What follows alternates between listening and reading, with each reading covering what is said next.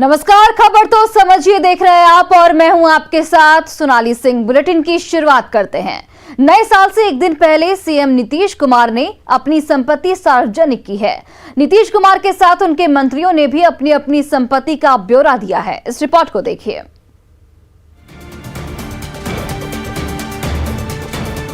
बिहार के मुख्यमंत्री नीतीश कुमार से उनके बेटे निशांत ज्यादा धनवान हैं। इस बात की जानकारी तब सामने आई जब मुख्यमंत्री नीतीश कुमार सहित उनके मंत्रियों ने अपनी संपत्ति की जानकारी सार्वजनिक की।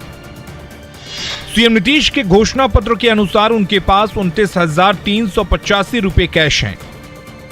सीएम के पास 16,51,626 रुपए की चल संपत्ति है तो 58,85,000 रुपए की अचल संपत्ति है, जबकि उनके बेटे निशांत के पास 1,63,79,422 रुपए की चल संपत्ति और 1,98,69,614 रुपए की अचल संपत्ति है। बात डिप्टी सीएम तारकिशोर प्रसाद की करें तो उनके खाते में 10,000 रुपए कैश, पत्नी के पास 15,000 रुपए कैश, विभिन्न बैंक खातों में 32 लाख रुपए जमा है। तारकिशोर प्रसाद के पास 50 ग्राम सोना और उनकी पत्नी के पास 400 ग्राम सोना है। तारकिशोर प्रसाद के पास 4 गाड़ियां हैं। तारकिशोर प्रसाद के पास जो जमीन है उसकी कीमत 2 करोड़ से अधिक आंकी गई है। खेती के अलावा उप मुख्यमंत्री का कटिहार में कमर्शियल प्लॉट भी है। दूसरी उप मुख्यमंत्री रेणु देवी की बात करें तो गहनों की शौकीन रेणु देवी के पास 510 ग्राम सोने के गहने हैं, जिसकी कुल कीमत 23,82,510 रुपए है। उनके पास 1 किलो 950 ग्राम चांदी के आभूषण भी हैं। इसका बाजार मूल्य 1,19,000 रुपए के बराबर है। उन्होंने 72 लाख रुपए की चल संपत्ति भी दिखाई है। पशु एवं मत्स्य संसाधन मंत्री मुकेश सैनी मंत्रियों में सबसे अमीर हैं। मुकेश सैनी के पास 1,31,00,000 की चल संपत्ति और 8,34,00,000 की अचल संपत्ति है। साथ ही इन पर 1,10,00,000 का बैंक लोन भी है। मुंबई में इनका कमर्शियल भवन है, जिसकी अभी बाजार में कीमत 6,22,00,000 है।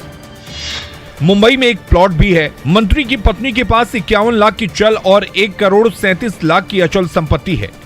पत्नी के पास 14,50,000 के गहने हैं। जल संसाधन मंत्री संजय झा से अधिक संपत्ति की मालकिन उनकी पत्नी है। संजय झा के पास चल संपत्ति के रूप में 98,95,635 रुपए की संपत्ति है, जबकि उनकी पत्नी के नाम पर 7,36,61,839 रुपए की संपत्ति है। संजय झा के पास 180 ग्राम सोना तो उनकी पत्नी के पास 450 ग्राम सोना है। झा मारुति स्विफ्ट के मालिक हैं, जबकि उन्होंने दिल्ली में अचल संपत्ति में भी निवेश कर रखा है।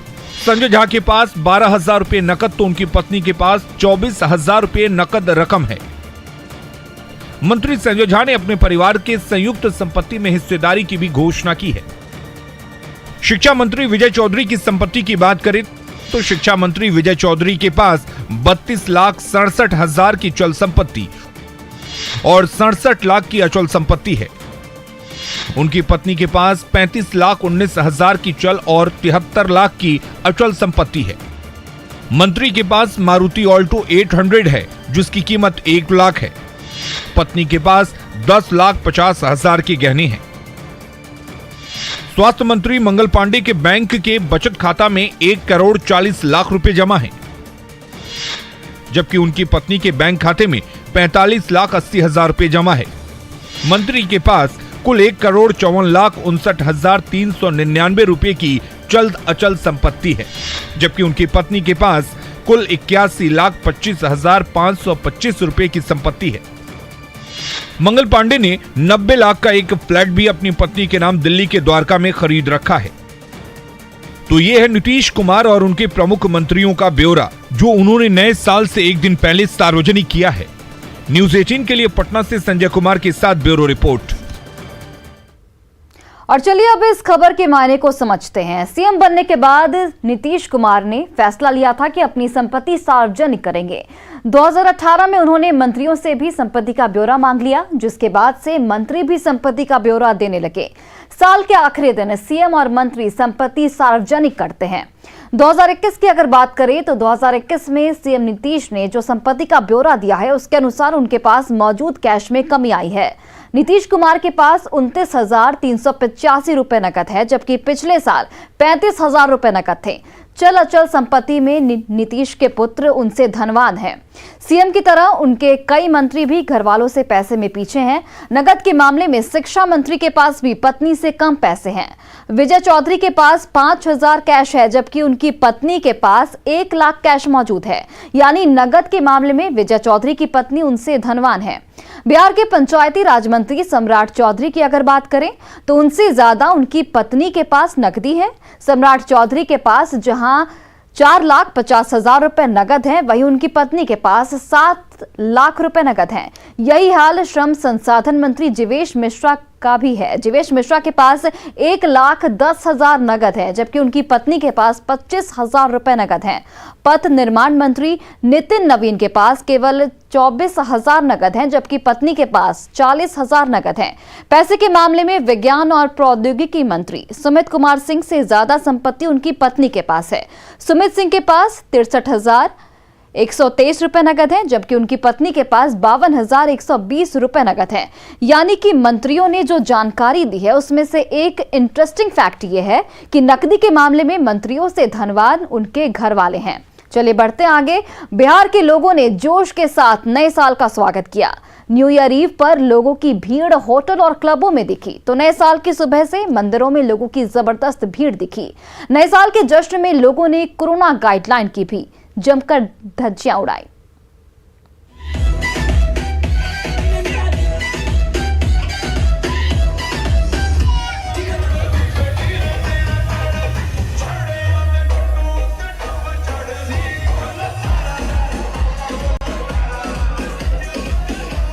ये जश्न नए साल का है, ये जोश नए साल के स्वागत का है।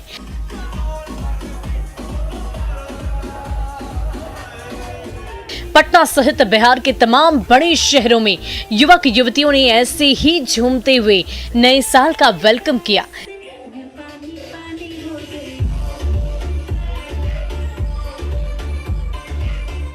कहीं डीजे की धुन पर लड़कियां थिरकते दिखी, तो कहीं कलाकारों ने अपनी कला से लोगों को झूमने पर मजबूर कर दिया। ये जश्न देर रात तक चलता रहा और लोग झूमते रहे।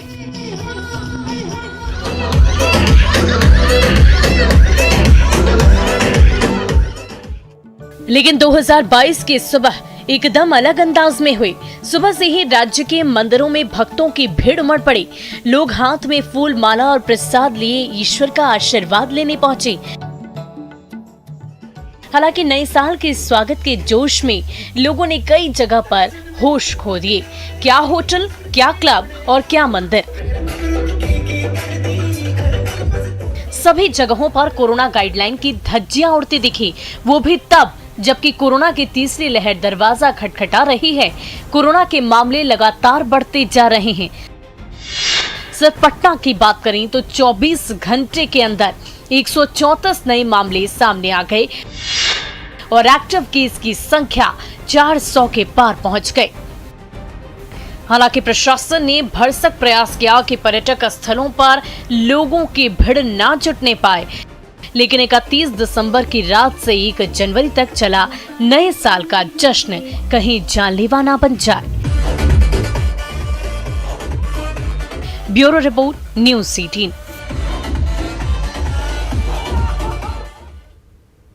और चलिए अब इस खबर के मायने को समझने की कोशिश करते हैं। बिहार के लोगों ने 2022 का ग्रैंड वेलकम किया।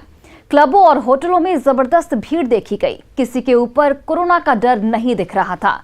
लोग डीजे की धुन पर थिरकते दिखे और जमकर नए साल के जश्न का मजा लिया गया। यह हाल तब है जब कोरोना के आंकड़े डराने वाले हैं। 5 दिन के आंकड़े पर अगर नजर डालें तो 27 दिसंबर को 26 नए केस सामने आए थे। 28 दिसंबर की बात की जाए तो नए केस बढ़कर 47 हो गए। 29 दिसंबर को बिहार में 77 नए मामले सामने आए, जबकि 30 दिसंबर को यह आंकड़ा बढ़कर 132 हो गया। वहीं साल के आखिरी दिन नए केस का आंकड़ा 158 तक पहुंच गया। बिहार में भी सबसे खराब हालत पटना का है। पटना में कोविड केस की रफ्तार तेजी से बढ़ रही है। हर दिन नए केस के आंकड़े बढ़ते जा रहे हैं। जैसे जैसे टेस्ट की रफ्तार बढ़ रही है, वैसे वैसे कोविड केस की संख्या कई गुना बढ़ रही है। पटना में 28 दिसंबर को मात्र 10 केस मौजूद थे, जो 29 दिसंबर को बढ़कर 26 हो गया। 30 दिसंबर को भी ये दोगुना से ज्यादा होकर 60 पर पहुंच गया।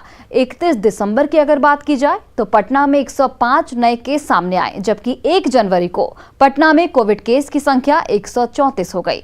और अब बात करते हैं झारखंड की, तो तमाम सावधानियों और निर्देश के बावजूद बिहार में कोरोना की रफ्तार डरावनी होती जा रही है। सबसे ज्यादा हालात पटना में बिगड़ रही है। 24 घंटे में 134 नए पॉजिटिव केस मिलने के बाद सिर्फ पटना में ही एक्टिव केस की संख्या बढ़कर 400 के पार पहुंच गई। इसके साथ ही पटना में कई नए इलाके संक्रमण की चपेट में आ रहे हैं, जिससे प्रशासन और स्वास्थ्य अधिकारियों की चिंता बढ़ गई है। हालात बिगड़ते देख पटना के डीएम ने एक बार फिर अधिकारियों के साथ बैठक कर कोषांगों को सक्रिय करने के साथ ही वैक्सीनेशन और टेस्टिंग के काम में तेजी लाने के निर्देश दिए हैं। वहीं सिविल सर्जन ने पाटलिपुत्र अशोका में फिर से 2 दिनों के भीतर 152 बेड की क्षमता का आइसोलेशन सेंटर शुरू करने का निर्देश दिया है।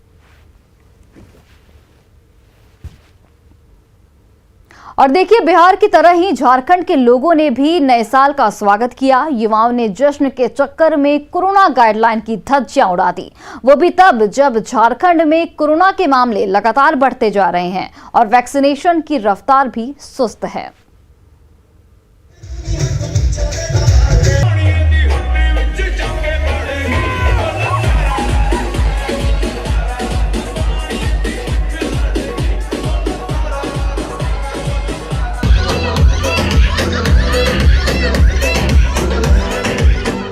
बिहार की तरह ही झारखंड के लोगों ने भी नए साल का स्वागत किया। युवाओं ने जश्न के चक्कर में कोरोना गाइडलाइन की धज्जियां उड़ा दी, वो भी तब जबकि झारखंड में कोरोना के मामले लगातार बढ़ते जा रहे हैं और टीकाकरण की रफ्तार भी सुस्त है।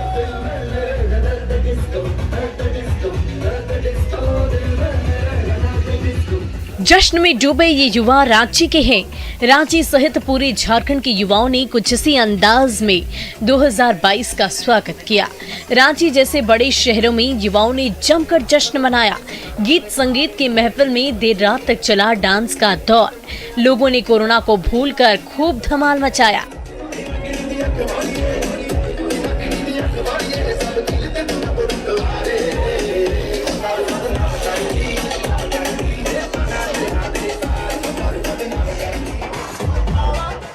ये हाल तब है जबकि झारखंड में कोरोना की रफ्तार तेजी से बढ़ती जा रही है।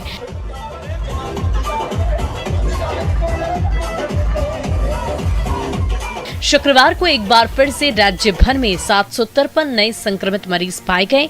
इसके साथ ही राज्य में एक्टिव केस की संख्या बढ़कर 2000 से अधिक हो गई है। पिछले 4-5 दिनों से तेजी से कोरोना संक्रमित मरीजों की संख्या में बढ़ोतरी हो रही है, जो डराने वाली है। पिछले 5 दिनों के आंकड़ों पर गौर करें तो 27 दिसंबर को 138 मरीज मिले, 28 दिसंबर को 159 मरीज मिले, 29 दिसंबर को 344 मरीज मिले, 30 दिसंबर को 482 मरीज मिले, 31 दिसंबर को 753 मरीज मिले। अगर यही रफ्तार रही तो अगले 15 दिनों में कोरोना के एक्टिव केस की संख्या बढ़कर 15,000 से अधिक हो जाने की आशंका जाहिर की जा रही है, जबकि झारखंड की 56,66,000 की आबादी को कोरोना का टीका का एक डोज भी नहीं रख पाया है। सरकार को 15 जनवरी तक निर्धारित लक्ष्य को पाने के लिए हर दिन 3,77,000 लोगों को पहला डोज देना होगा, लेकिन मुश्किल से हर दिन 50 से लेकर 55,000 लोगों को पहले डोज का टीका लग पा रहा है। ऐसे में ये लापरवाही कहीं भारी ना पड़ जाए।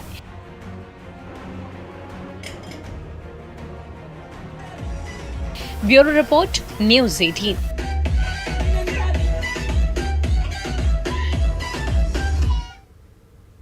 और अब चलिए इस खबर के मायने को समझते हैं कि आखिर झारखंड में कोरोना की रफ्तार डरा क्यों रही है। झारखंड की आबादी पिछली जनगणना के अनुसार करीब 3.19 करोड़ है। कोरोना को देखते हुए झारखंड सरकार का फैसला 2,41,00,000 लोगों को दोनों डोज देने का लक्ष्य रखा गया है। वैक्सीनेशन का लक्ष्य 15 जनवरी तक तय की गई है, लेकिन मात्र 1,84,00,000 लोगों को पहला डोज लगा है, जबकि 1,11,00,000 लोगों को दूसरे डोज का टीका लग चुका है। और झारखंड में 56,66,000 लोगों को आबादी को एक भी डोज नहीं लगा है, यानी 23% लोगों को कोई टीका नहीं लगा है। लक्ष्य के अनुसार केवल 46% लोगों को दोनों डोज लगा है। अब अगर लक्ष्य पाना है तो रोजाना 3,77,000 वैक्सीनेशन करना होगा, जबकि अभी 50 से 55,000 लोगों को ही पहला डोज का टीका लग रहा है। यानी लक्ष्य हासिल करने के लिए रफ्तार बढ़ानी होगी, लोगों को तेजी से वैक्सीनेट करना होगा, तभी लक्ष्य हासिल हो पाएगा। अब जरा बिहार के वैक्सीनेशन पर नजर डाल लेते हैं।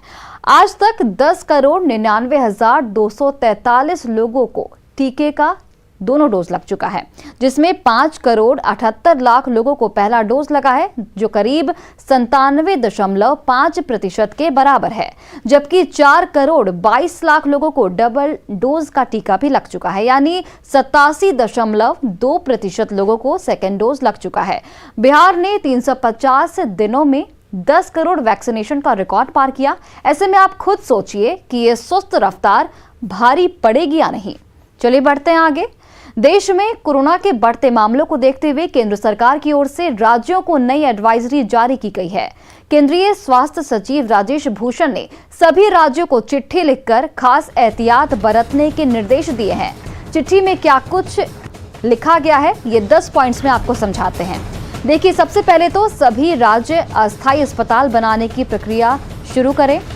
रैपिड एंटीजन टेस्ट की संख्या बढ़ाई जाए, ये निर्देश दिए गए हैं। इसके अलावा पीएचसी और डिस्पेंसरी में रैपिड टेस्ट की अनुमति दी जाएगी।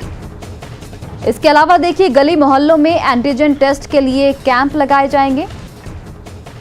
वहीं जांच के लिए पर्याप्त मात्रा में किट खरीदे जाएं, ये भी राज्यों को केंद्र की ओर से निर्देश दिए गए हैं। दवा और ऑक्सीजन का पर्याप्त भंडारण किया जाए ताकि इनकी किल्लत ना हो। वैक्सीनेशन अभियान को और तेज किया जाए। इसके अलावा देखिए, जरूरत पड़ने पर सख्त पाबंदियां भी लगाई जाए, ये भी निर्देश दिए गए हैं। मानकों के आधार पर बफर और कंटेनमेंट जोन बनाए जाएं। और देखिए, अब बात करते हैं तेजस्वी यादव और रचेल की। 9 दिसंबर को शादी के बाद से तेजस्वी यादव अब तक जितनी बार भी कैमरे पर नजर आए हैं, उसमें सबसे ज्यादा बार वो अपनी पत्नी रचेल उर्फ राजश्री यादव के साथ ही दिखे हैं। शादी के बाद कार्यकर्ताओं से मुलाकात के दौरान पत्नी रचेल करीब करीब हर बार उनके साथ दिखाई दी हैं।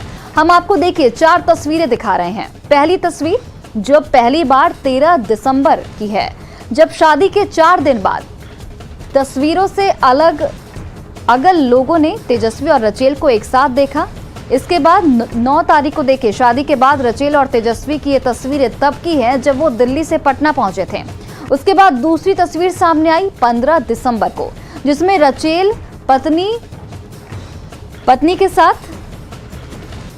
राबड़ी आवास के साथ घूमते हुए दिखाई दी। वो तेजस्वी के साथ ही थी और तेजस्वी उन्हें घर घुमाते हुए भी दिखे और उस हिस्से में भी ले गए जहां गाय और बकरियां रहती हैं।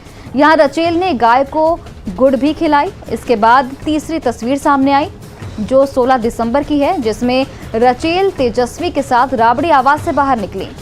उन्होंने कार्यकर्ताओं से मुलाकात की और कार्यकर्ताओं ने शादी की शुभकामनाएं दी। रचेल ने भी सबका अभिवादन किया। और ये चौथी तस्वीरें देखिए जो नए साल की है। नए साल के मौके पर तेजस्वी यादव अपनी पत्नी के साथ मौजूद रहे और सभी कार्यकर्ताओं का अभिवादन किया और सभी को नववर्ष की शुभकामनाएं दी।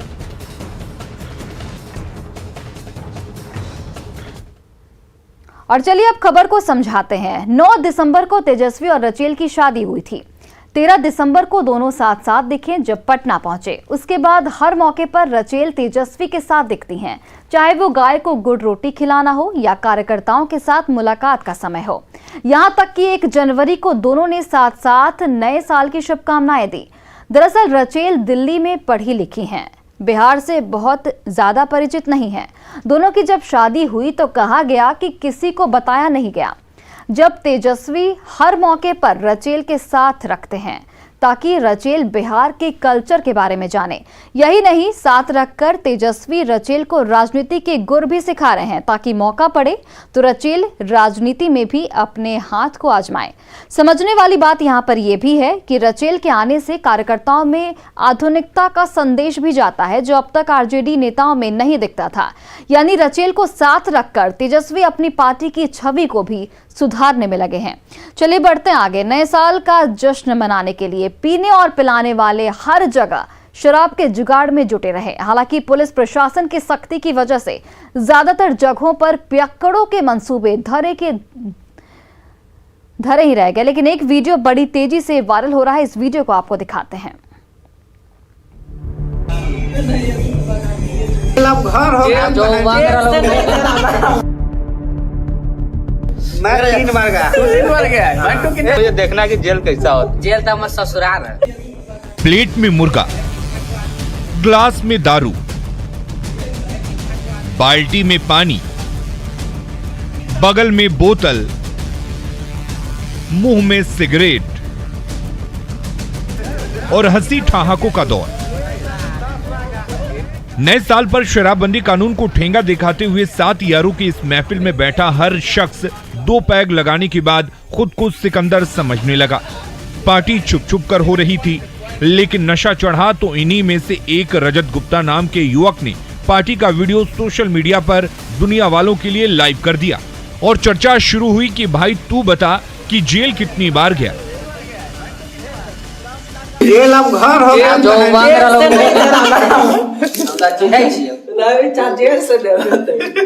जेल तब घर हम समझ 10 दांत तक गेली 10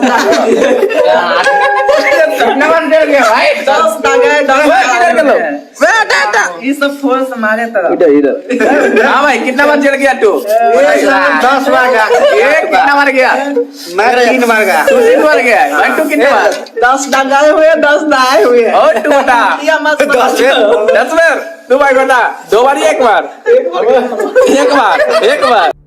बताया जा रहा है कि ये दारू पार्टी 31 दिसंबर की रात सीतामढ़ी के रीगा थाना इलाके के बसंतपुर गांव के सरकारी मिडिल स्कूल में हुई, जिसका वीडियो तेजी से वायरल होने के बाद पुलिस जांच में जुट गई है। छपरा में नए साल पर शराब तस्करों की नई तरकीब देखकर उत्पाद विभाग की टीम भी दंग रह गई। गिट्टी से लदे हाईवा में तहखाना बनाकर करीब 50 लाख की शराब यूपी से ले जाई जा रही थी, जिसे गुप्त सूचना मिलने पर उत्पाद विभाग की टीम ने डोरीगंज से बरामद किया। आधी रात को करीब हम लोगों को सूचना मिली कि एक गाड़ी आ रही है, हाईवा है, जिस पर कुछ विदेशी शराब लदा हुआ है। हम लोगों ने डोरीगंज पुल के पास इसको इंटरसेप्ट किया, उसमें जांच किया गया तो इसमें गुप्त खाना बना करके विदेशी शराब लदा हुआ है। उधर नालंदा के गिरियक थाना क्षेत्र के पुरैनी गांव में खेत और खलियान में छिपा कर रखी गई भारी मात्रा में शराब जब्त की गई। खलियान में रखे धान के बीच देसी विदेशी शराब की सैकड़ों बोतलों के साथ भारी मात्रा में स्प्रिट भी बरामद की गई, मगर छापेमारी के साथ ही धंधेबाज फरार हो गया। इसमें देसी शराब विदेशी शराब बनाया जा रहा था स्प्रिट के माध्यम से। तो इसमें हम लोग को 3 पेटी यानी 72 पीस फॉरेन लिकर मिला है, 375 ml का, 160 लीटर स्प्रिट मिला है और 15 kg आपको रैपर मिला है। सीतामढ़ी से राकेश रंजन और छपरा से संतोष गुप्ता के साथ अभिषेक कुमार, नालंदा, न्यूज़ 18। और फिलहाल इस बुलेटिन में बस इतना ही। आप देखते रहिए न्यूज़ 18 बिहार झारखंड।